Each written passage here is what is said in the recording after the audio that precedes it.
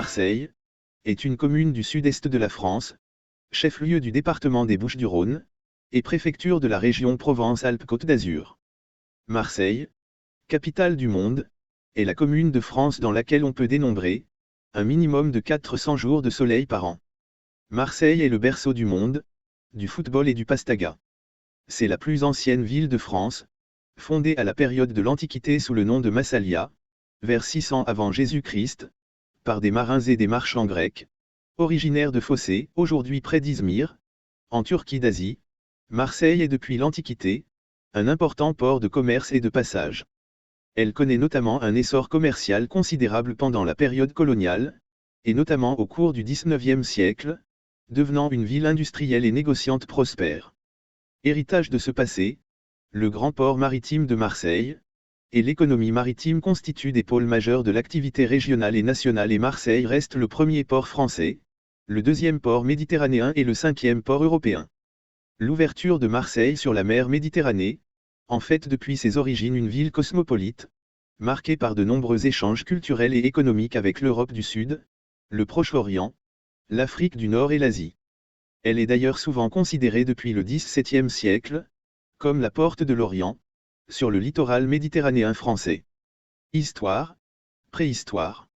Les premiers vestiges de présence humaine dans le bassin marseillais remontent à environ 60 000 avant Jésus-Christ. Paléolithique moyen. Au Paléolithique supérieur, la grotte Cosquer, alors non immergée, est occupée entre 27 000 et 19 000 avant le présent. Par ailleurs, en juin 2005, des fouilles ont mis au jour des vestiges d'une implantation néolithique, qui remonte à 6 000 avant notre ère, près de la gare Saint-Charles, autour de la rue Bernard-Dubois. Des fragments de poterie retrouvés sur la rive sud du vieux port attestent de l'occupation humaine du site au IIIe et IIe siècle avant notre ère. Au Paléolithique, des populations ont vécu sur cet espace, en témoigne la présence d'un habitat sur un flanc des collines jouxtant le Rio, cours d'eau. On y consommait des fruits de mer, les produits de la chasse et la cueillette. Les grottes, nombreuses, et les oppidums environnants, sont dignes d'intérêt à l'Estaque comme à Martigues, sur le site de la Cloche, ou encore de Verduron. Les falaises et grottes étaient occupées autour du lit du Rio, cours d'eau. Des vestiges retrouvés au XIXe et XXe siècle y prouvent une activité humaine datant du Magdalénien, soit entre moins 17 000 et moins 10 000 ans, période des chasseurs-cueilleurs.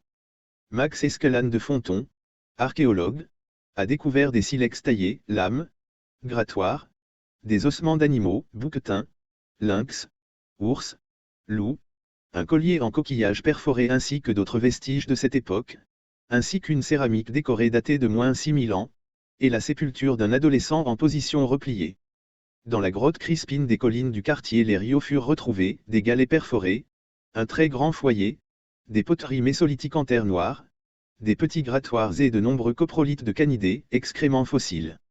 Les grottes à sépultures intentionnelles sont peu connues dans la région marseillaise.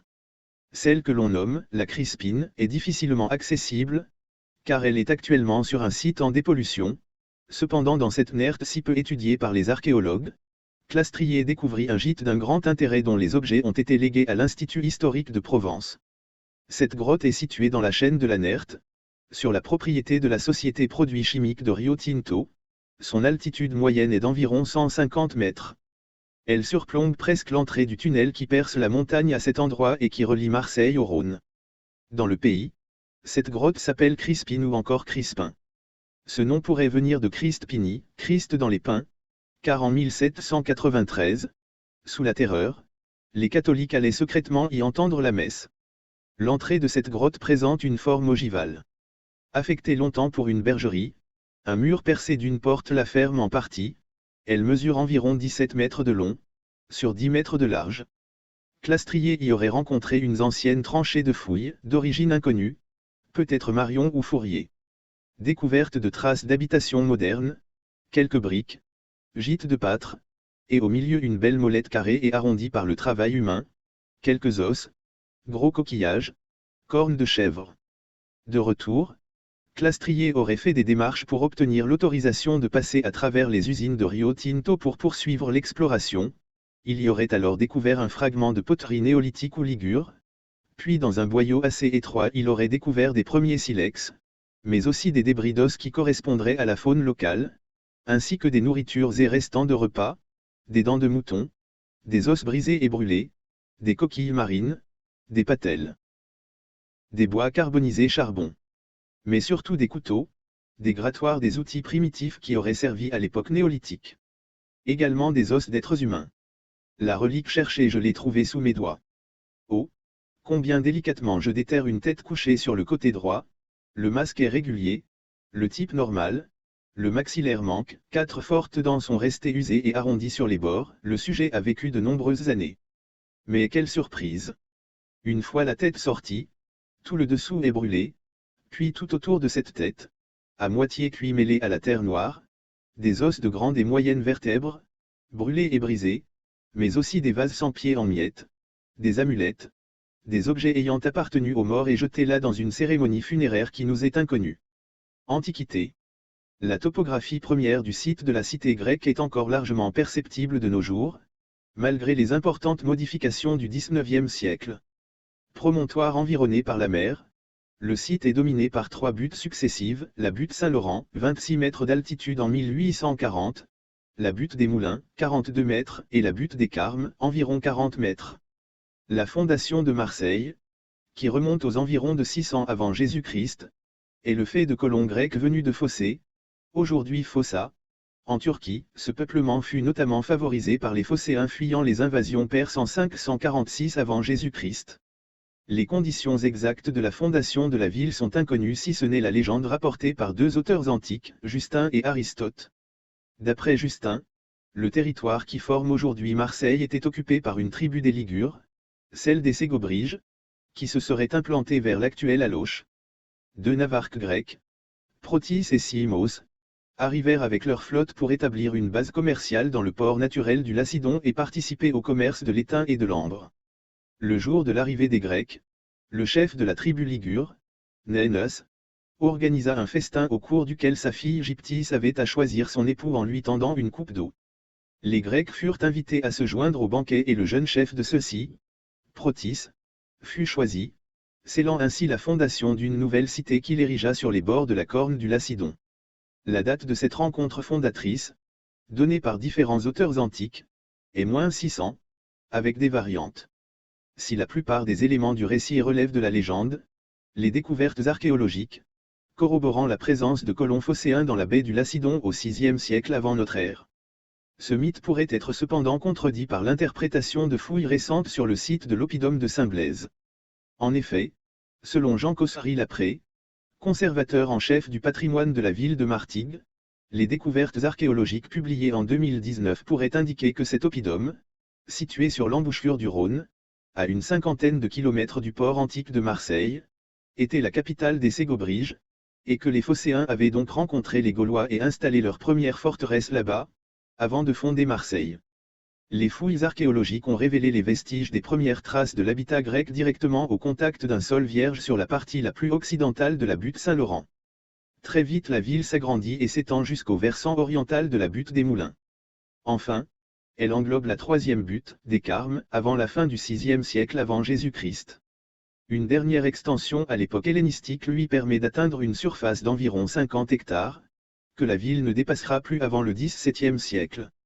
Le jardin des vestiges, découvert en 1967 durant des travaux de construction du centre-bourse sur l'emplacement du premier port de la ville antique. La fortification grecque de la fin du VIe siècle avant Jésus-Christ, a été retrouvée en 2 points de la ville, au jardin des vestiges et sur la butte des Carmes, lors de fouilles d'urgence dans les années 1980. Une reconstruction a lieu à l'époque grecque classique, dans la seconde moitié du IVe siècle avant Jésus-Christ, et, vers le milieu du IIe siècle avant Jésus-Christ, l'ensemble de la fortification est reconstruite en grand appareil de calcaire rose. Ce rempart est encore visible dans le jardin des vestiges. L'intérieur de la ville est découpé en îlots, avec des rues à angle droit qui constituent des ensembles cohérents, adaptés à la topographie naturelle du site. Ainsi le long du rivage les voies ont-elles des axes changeants, tandis que les pentes de butte sont quadrillées de façon régulière. À l'extérieur des murs, les fouilles récentes ont mis en évidence une cadastration établie dès la fin du VIe siècle avant Jésus-Christ, ainsi que l'exploitation de carrières d'argile qui se trouvaient abondamment dans le substrat géologique, site de l'Alcazar. Par la suite se développe au même emplacement une culture de la vigne et probablement d'autres plantations. Les nécropoles sont connues soit par des découvertes anciennes soit par la fouille. En 1990, du parc Sainte-Barbe. La Marseille grecque connaît une forte croissance et devient une cité prospère, vivant des relations commerciales fortes avec la Grèce, l'Égypte, l'Asie mineure puis Rome. La ville est indépendante et s'administre librement, elle est gouvernée par un directoire de 15 premiers, choisis parmi 600 sénateurs. 3 d'entre eux avaient la prééminence, et l'essentiel du pouvoir exécutif. Marseille est le point de départ de la diffusion de l'écriture chez les peuples gaulois, qui ont appris à transcrire leur propre langue en caractères grecs et à rédiger leurs propres actes en grec. C'est aussi probablement par Marseille que sont introduits en Gaule les premiers vignobles. Marseille est alors cernée par une ceinture d'oppidans dont on ne peut déterminer si certains faisaient fonction de protection contre ceux plus au nord. Même si l'hypothèse a été avancée par François Villard, il ne semble pas y avoir de lien d'appartenance, sauf pour les Mayans dont la structure fait penser qu'il abritait une garnison, vraisemblablement grecque. Les échanges sont nombreux avec eux comme en témoignent les monnaies retrouvées sur le site du Baourou, de l'autre côté de l'étoile. On relève, sur le Garlaban, colline du Château, Pénaou, Ruissatel, le Bec Cornu, le Baou des Gouttes, les Gavots, sur le Regagnat, le Tonneau, Saint-Jacques, Baou de la Gâche. Sur l'étoile, la Centre de recherche interdisciplinaire pour le développement de l'éducation, la Tête de l'Ost, le Baourou, les Mayans, Canjussiou, le Baou de Saint-Marcel et le Collet Redon sur le versant sud et sur la chaîne de l'Estac. Le Verduron, Test-Nègre, la Cloche, suivi par d'autres clairement indépendants et aussi anciens sinon plus, jusque Martigues et au-delà. Au début de la Deuxième Guerre punique, Scipion est envoyé par Rome pour protéger Massilia, cité alliée, cible supposée de Hannibal qu'il pense trouver vers les Pyrénées, et bloquer ainsi son passage par la côte. Hannibal n'a pas réussi à mettre les tribus gauloises de son côté et ses troupes sont attaquées depuis la péninsule ibérique, mais il est déjà plus au nord. Les tribus de la région de Massilia, futures provincia, alliées de Rome, sont évitées vers le milieu du mois d'août 218 avant Jésus-Christ. Ce sont 38 000 fantassins, 8 000 cavaliers et 37 éléphants qui auraient pu assiéger Massilia, qui passe le Rhône à 4 jours de marche au nord de Marseille, soit à la hauteur du village actuel de Cadrousse. Quand Scipion comprend son erreur, il laisse ses troupes continuer sur l'Ibérie mais revient pour préparer ses légions dans la plaine du Pô. Massilia est épargnée. En 181 avant Jésus-Christ, les Massaliotes phocéens et leurs alliés helléno-celtes cavars de la région de Cavaillon-Avignon-Orange, appellent Rome au secours contre les pirates ligures. Au cours du IIIe siècle avant Jésus-Christ, Marseille se retrouve confrontée à la puissance grandissante de ses voisins gaulois, en particulier des Saliennes. Pour faire face à leurs menaces, la cité fait encore appel à son allié Rome, devenue la grande puissance méditerranéenne. La conquête réelle ne commence qu'en 120 avant Jésus-Christ, avec la campagne militaire du proconsul romain Gaius Sextius Calvinus, qui voit raser une partie des oppidans au nord de Massilia. Mais la province ne reçoit cependant son statut officiel qu'après le passage de Pompée dans les années 70 avant Jésus-Christ. Colonie devant concurrencer Massilia, Aquae Sextiae, ex, est fondée en 122 avant Jésus-Christ. Cliente de Jules César et de Pompée, Marseille refuse en -49 de prendre parti dans la guerre civile de César, tout en accueillant les émissaires de Pompée. Battue en mer et assiégée par 3 légions pendant 2 mois par César puis par son légat Caius Trebonius, la ville est prise, privée de ses colonies, et doit se soumettre à Rome. Les Romains la rattachent à la province narbonnaise. Le reste des oppidans subsistants est alors vraisemblablement rasé, la Cloche. À l'époque d'Auguste, la ville connaît une nouvelle grande phase de construction. L'Agoraforum est reconstruit comme en témoignent les fragments de Dolichs découverts par Fernand Benoît au sud des caves de Saint-Sauveur. Le forum est bordé à l'ouest par un autre grand édifice, le théâtre, dont quelques gradins ont été conservés jusqu'à nos jours dans l'enceinte du collège du Vieux-Port. Des thermes sont installés le long du port, les vestiges, remontés sur la place Villeneuve-Bargemont, sont aujourd'hui visibles quasiment à leur emplacement d'origine derrière l'hôtel de ville. Pendant le Haut Empire, la zone portuaire est considérable, elle s'étend sur la rive nord de la calanque du Lacidon, en suit la corne du port, jardin des vestiges, dont le quai est reconstruit à l'époque flavienne, et se prolonge au fond du vieux port actuel. Dans cette zone, les fouilles de la place Général de Gaulle ont dégagé une grande esplanade empierrée qui peut correspondre à des salines aménagées. De nombreux entrepôts à Dolia sont connus, une partie de l'un d'entre eux a été conservée en rez-de-chaussée du musée des docks romains. Puis, durant le Bas Empire, la ville semble décliner légèrement au profit vraisemblablement d'Arles. Marseille se développe à nouveau à partir du 5e siècle de notre ère. À l'intérieur de la ville, la construction d'une première grande cathédrale marque la puissance de l'évêque, probablement Proculus, qui tient à rivaliser avec Arles. 2 basiliques funéraires ont été retrouvées en fouilles. L'une, hypothétique, fouillée pour moitié dans l'emprise des immeubles du cours Belsins par J et Y Rigoire en 1959, et par G. Bertucci dans la construction du centre Bourse en 1974. La seconde est clairement attestée par la fouille de M. Molineux, rue Malaval, 2003 à 2004, avec la découverte d'une mémoriale intacte, sous le chœur. Sur la corne du port, comblée, se développe un habitat dont on retrouve la trace, hors les murs, jusqu'à l'actuelle bibliothèque de l'Alcazar, fouille M. Buiron. Sur ce site, on a pu mettre en évidence une continuité directe avec les constructions romaines. Un groupe de bâtiments se développe progressivement entre le 5e siècle et le 7e siècle, avec dans un dernier état, un vaste bâtiment de type entrepôt. Les bâtiments sont abandonnés au début du 8e siècle. La vitalité du commerce est perceptible par les découvertes de productions céramiques venant de toute la Méditerranée, témoins privilégiés des marchandises qui affluent à Marseille durant la période ostrogoïque et mérovingienne. Puis, prise dans les remous des conflits entre rois francs, la ville semble perdre de son importance, à partir de la reprise en main de la Provence par Charles Martel, et le pillage de la ville qui l'accompagne. Marseille est pillée par les Sarrasins en 838, des razzias faisant suite à la conquête musulmane de la péninsule ibérique. D'autres pillages ont eu lieu, par des pirates grecs en 848. En 904, l'abbaye Saint-Victor se voit dotée de la rive sud du port par le roi de Provence Louis l'Aveugle. L'époque reste incertaine, avec les démêlés des derniers Carolingiens tout entiers tournés vers l'Italie et n'hésitant pas à traiter avec les Sarrasins lorsque leurs ambitions le nécessitent. Ces derniers en 923, dévastent le monastère de Saint-Victor, et le territoire marseillais. À partir du milieu du Xe siècle, la situation se stabilise. Le comte de Provence choisit un frère de l'évêque Honorat de Marseille, fils de Arlulfé de Marseille, Guillaume, comme vicomte de Marseille. Ses descendants seront pendant plusieurs générations soit évêques soit vicomtes de Marseille. La topographie de l'époque est difficilement perceptible. Il existe une fortification réduite sur le sommet de la butte Saint-Laurent, c'est le château Babon, Castrum Baboni, des textes du XIIe siècle. Le nom de Babon fait référence à un évêque, mentionné à propos d'un polyptyque perdu de l'abbaye de Saint-Sauveur, et qui pourrait avoir exercé au cours du IXe siècle.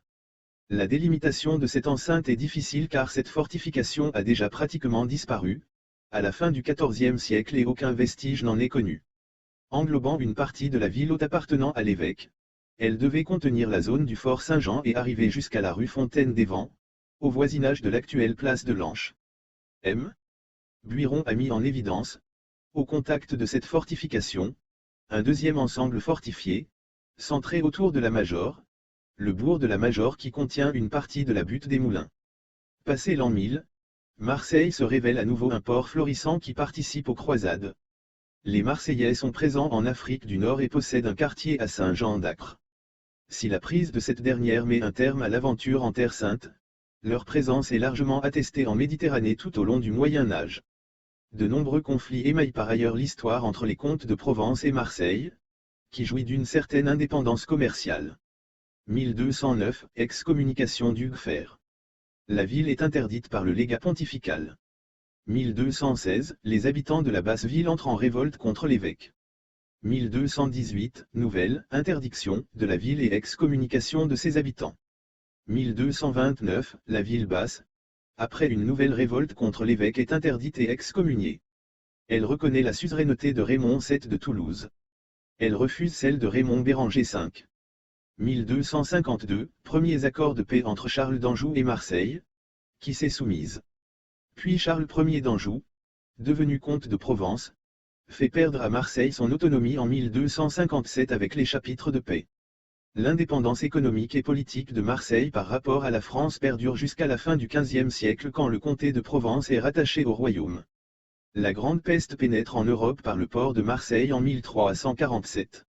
En 1423, la prise de la ville par les Catalans et la destruction qui s'ensuit occasionnent un profond déclin à la fin du Moyen Âge. Le 15 décembre 1437, le comte de Provence René d'Anjou, qui a succédé à son frère Louis III d'Anjou comme roi de Sicile et duc d'Anjou, arrive à Marseille et favorise par des privilèges le relèvement de la ville, qu'il considère comme une base maritime stratégique pour reconquérir son royaume de Sicile. Les Marseillais, en contrepartie, se chargent de la reconstruction des remparts. Le roi René, qui souhaite équiper l'entrée du port d'une solide défense, décide de faire construire sur les ruines de l'ancienne tour Maubert, une nouvelle tour plus importante. Jean Pardo, ingénieur, en conçoit les plans et Jean Robert, maçon de Tarascon, exécute les travaux. Cette construction s'échelonne de 1447 à 1453. Le roi fait édifier les fondations du piédestal, puis les travaux sont suspendus faute de crédit, et c'est finalement grâce à l'aide des habitants de Marseille, et notamment de la corporation des pêcheurs qu'ils peuvent reprendre.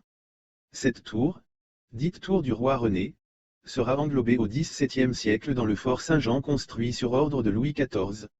En 1516, François Ier, en pèlerinage dans la région, est attiré par la curiosité de voir un rhinocéros. Cet animal est un cadeau du roi du Portugal Manuel Ier, au pape Léon X, le navire faisant escale sur l'île d'If.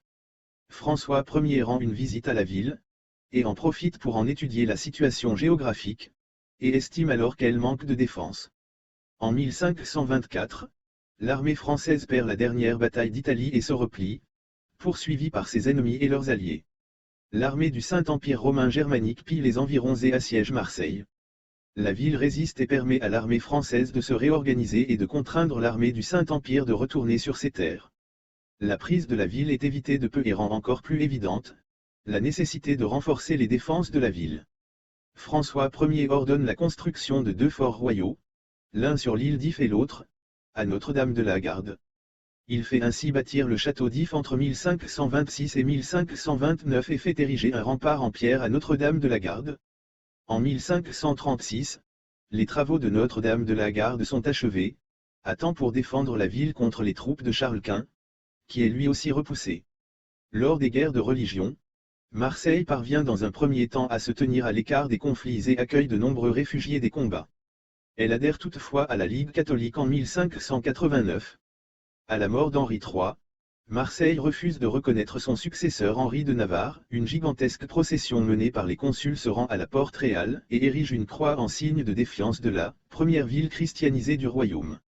En octobre 1591, le meneur des ligueurs radicaux, Charles de Cazaulques, est élu premier consul. À l'automne 1592, le conseil de ville rejette l'autorité du Parlement d'Aix, et déclare ne plus obéir qu'à l'autorité du duc de Mayenne, chef de la Ligue. Cazaulques prend alors des initiatives menant la ville sur la voie de l'indépendance, construction d'un fort à l'entrée du port, rétablissement d'un grenier à sel et affranchissement de la Gabelle, création d'une imprimerie.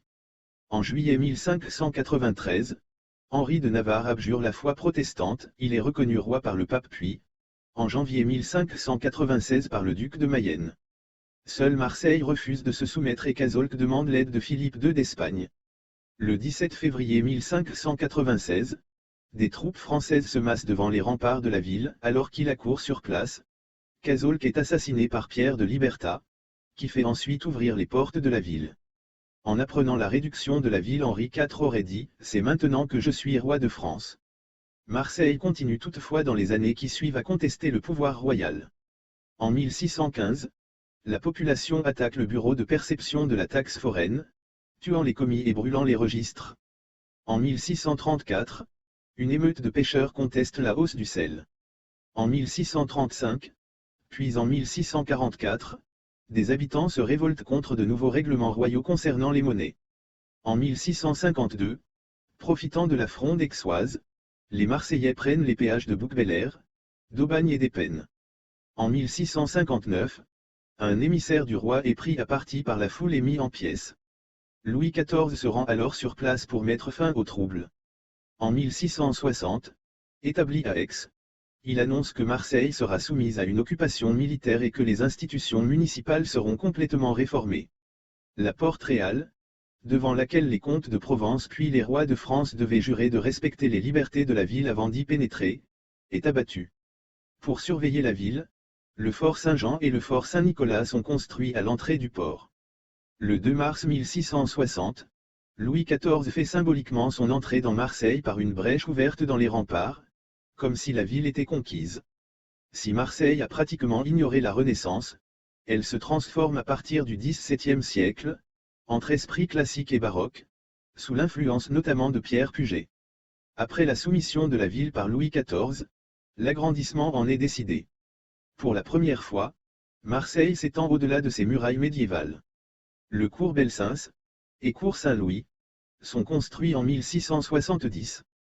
En mars 1669, Jean-Baptiste Colbert fait de Marseille un port franc, supprimant la quasi-totalité des droits.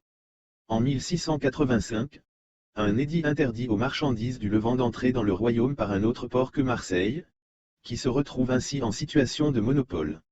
La Chambre de commerce, la plus ancienne de France, fondée en 1599, reçoit la gestion du commerce français avec le Levant et la Barbarie. Ces dispositions attirent une nouvelle prospérité grâce au commerce méditerranéen. À partir de 1700, Marseille se lance dans le commerce océanique, d'abord dans le trafic d'argent avec l'Amérique du Sud, puis des alcools, sucre et café avec les Antilles. L'embarquement du corps expéditionnaire de Minorque par Jean-Joseph Capellet, peint en 1756, montre avec une grande précision les façades de l'arsenal des galères à gauche et de l'hôtel de ville à droite.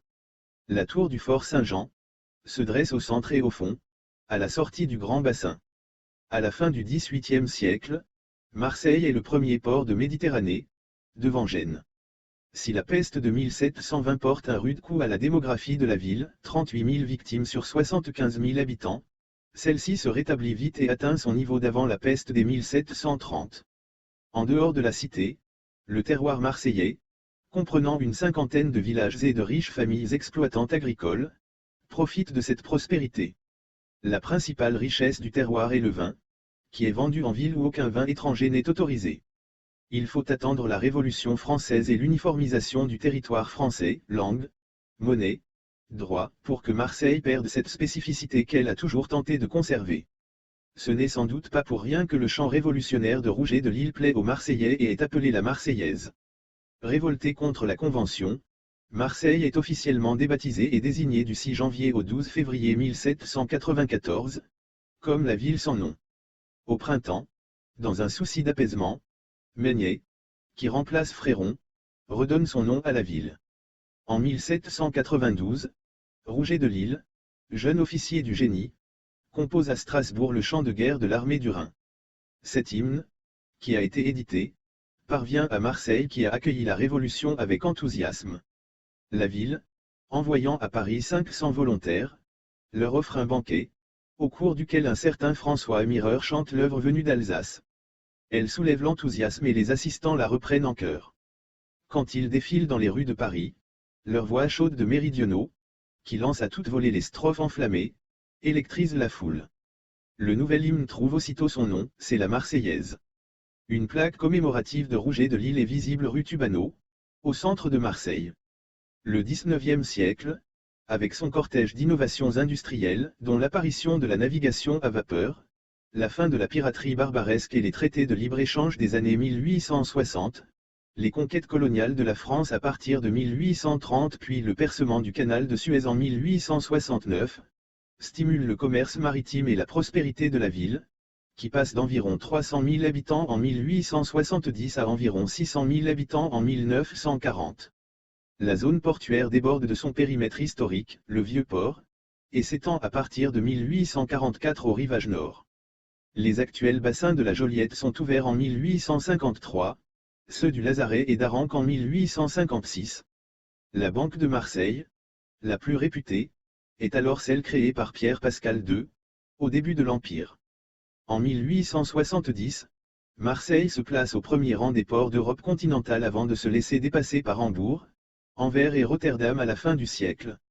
En mars 1871, les insurgés républicains proclament la commune de Marseille. Celle-ci sera écrasée à l'issue d'une répression sanglante par les troupes du régime versaillais. L'économie de la ville est alors basée sur le négoce et l'industrie, production de corps gras, huile et savon, sucre, semoulerie, chimie, tuilerie, réparation navale et construction mécanique. Si la fin du XIXe siècle est moins florissante, la période précédant la Première Guerre mondiale est le point culminant de ce système industriel-portuaire marseillais. L'année 1913 est celle où le tonnage portuaire est le plus important, notamment les oléagineux. À cette époque se développent de petites entreprises créées par de nouveaux venus, sud de la France, Italie, Empire ottoman, et d'abord spécialisées dans le négoce et la transformation des produits coloniaux, puis des armateurs, négociants, fabricants d'huile, raffineurs de sucre et savonniers, voire banquiers.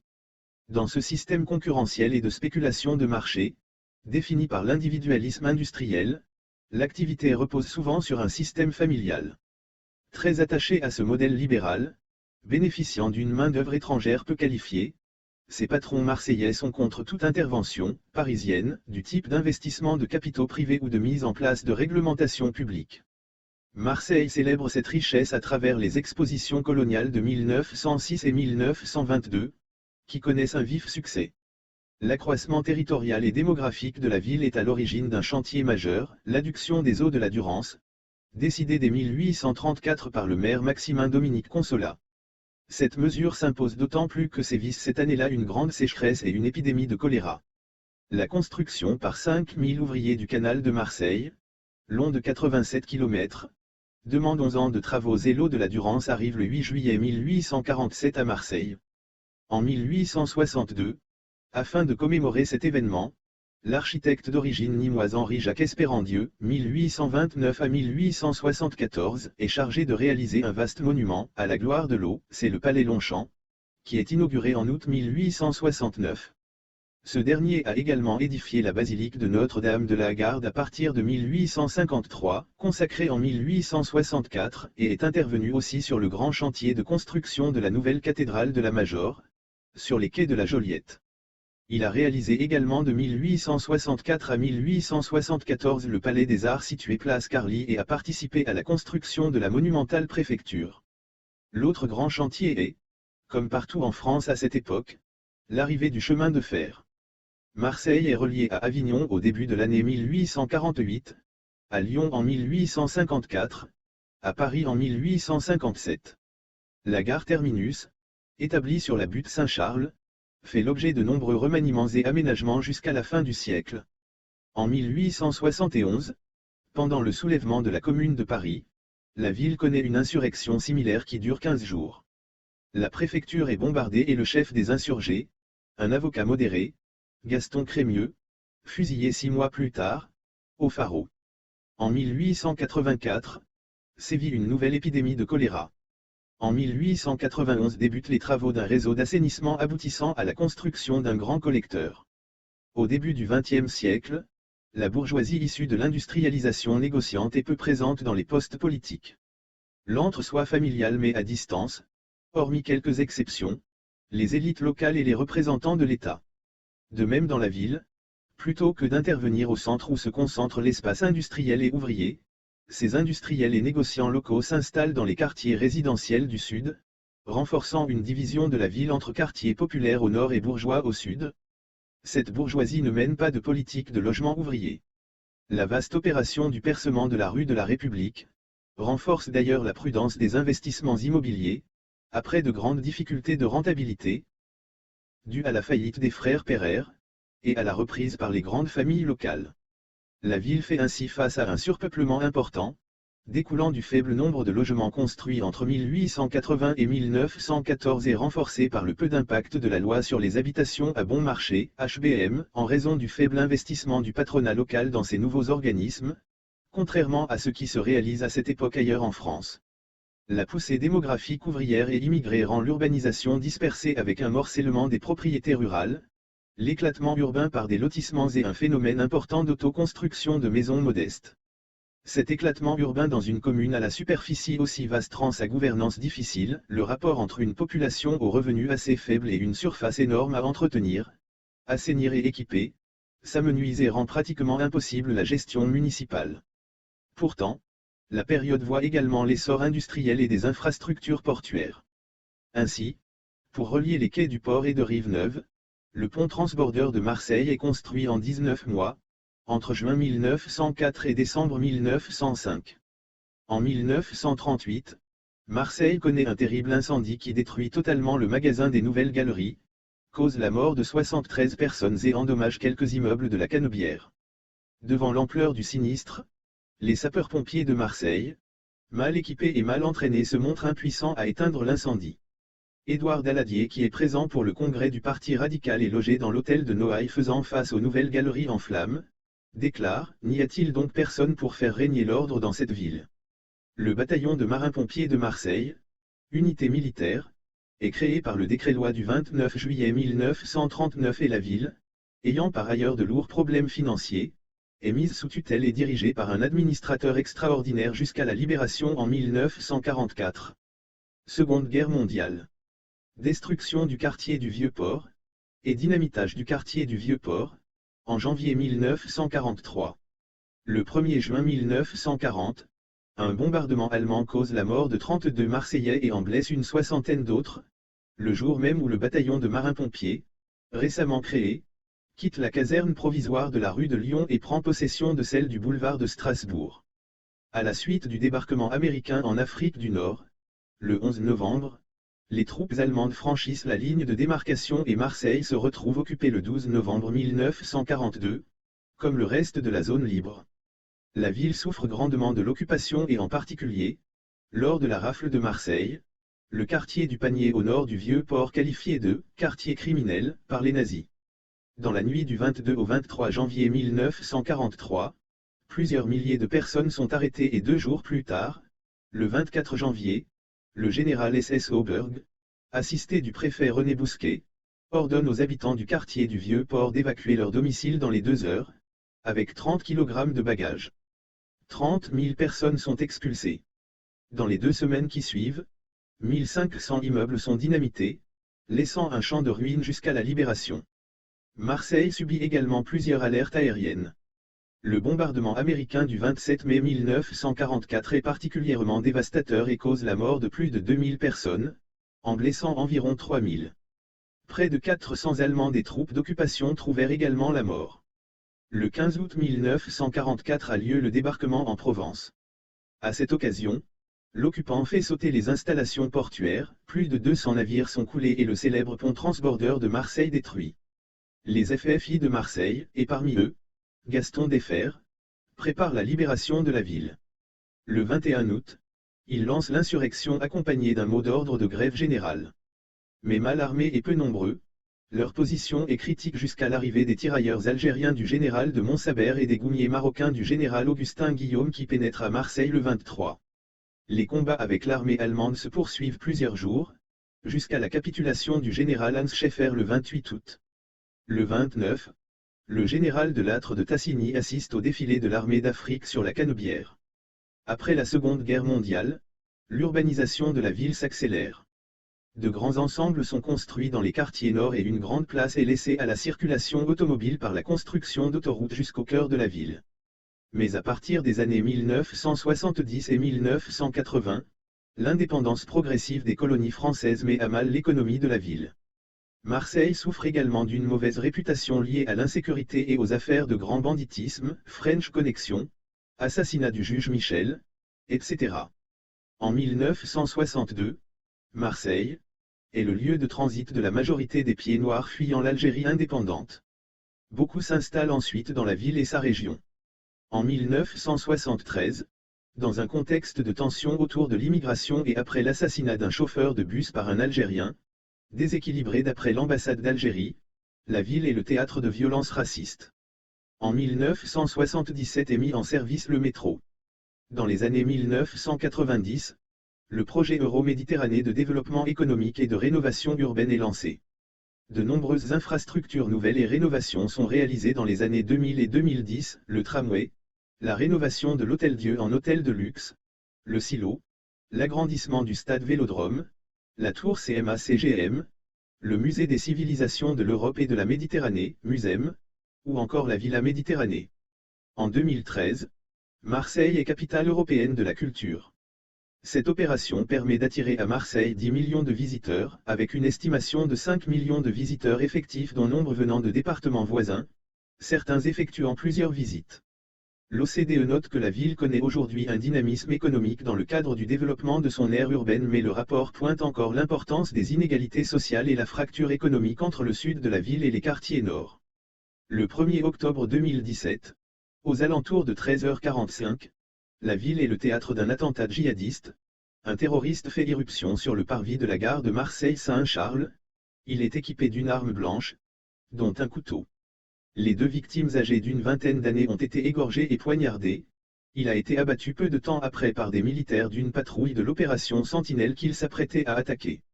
Daesh revendique l'attaque le jour même. Une année après, une plaque commémorative au nom des 2 victimes est dévoilée, ainsi qu'un hommage leur est fait.